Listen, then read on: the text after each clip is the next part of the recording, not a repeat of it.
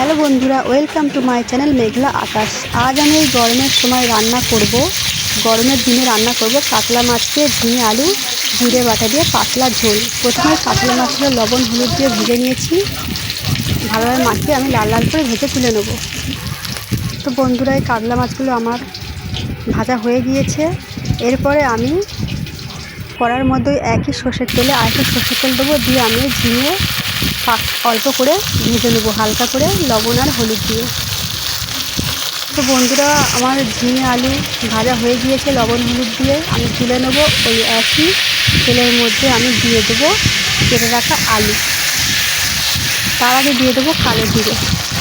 তো কালো জিরে দিয়েছি, দিয়ে ওর মধ্যে দিয়ে দিয়েছি আমি আলু, পেঁয়াজ, টমেটো দিয়ে একটু নাড়াচাড়া করে নেবো।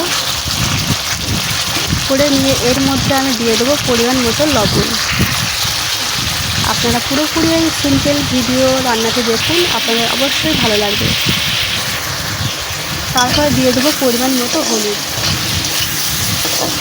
গুঁড়ো দিয়ে নাড়াচাড়া করে নিয়েছি। নিয়ে আমি দিয়ে দেবো এর মধ্যে আদা ঘষা কিংবা আদা বাটা। এই রান্নাটা খুব রিচ হবে না, ভীষণ পাতলা হবে রান্নাটা, পাতলা রান্না গরমের সময়। তো আমি দিয়ে দিয়েছি আদা বাটা। তারপরে আমি দিয়ে দেবো এর মধ্যে পরিমাণ মতো ধনের গুঁড়ো দিয়ে আমি নাড়াচাড়া করে এর মধ্যে দিয়ে দেবো আমি লঙ্কার গুঁড়ো, অল্প করে লঙ্কার গুঁড়ো দিয়ে দেবো। দিয়ে আমি ভালো করে নাড়াচাড়া করে নেবো।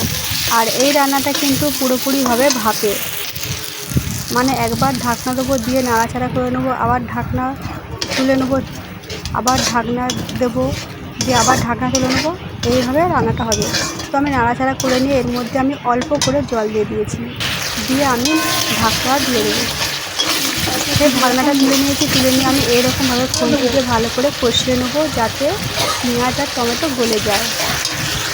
তো আমি নাড়াচাড়া করে নিয়ে আরেকবার ঢাকা দিয়ে দেবো।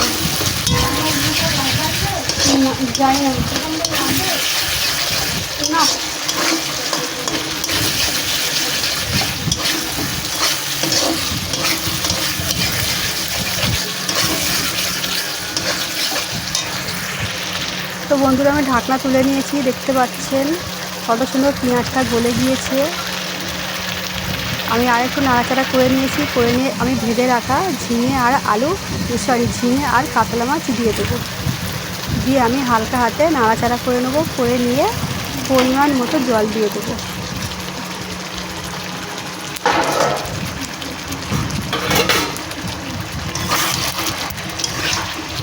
তো পরিমাণ মতো জল দেওয়ার আগে আমি হালকা হাতে ভালো করে নাড়াচাড়া করে নিচ্ছি ঝিঙে আর কাতলা মাছ মশলার সাথে। আলু কিন্তু কষানোর সময় সিদ্ধ হয়ে গিয়েছে অনেকটা। এর মধ্যে দিয়ে দেবো 4টে চেরা কাঁচা লঙ্কা, দিয়ে আমি একটু নাড়াচাড়া করে নিয়ে এর মধ্যে দিয়ে দেবো পরিমাণ মতো জল, দিয়ে আমি ঢাকনা দিয়ে দেবো।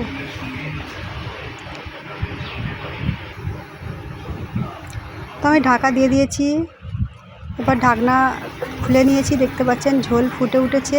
এরপর এর মধ্যে দিয়ে দেবো সামান্য পরিমাণে টেস্ট অনুযায়ী চিনি।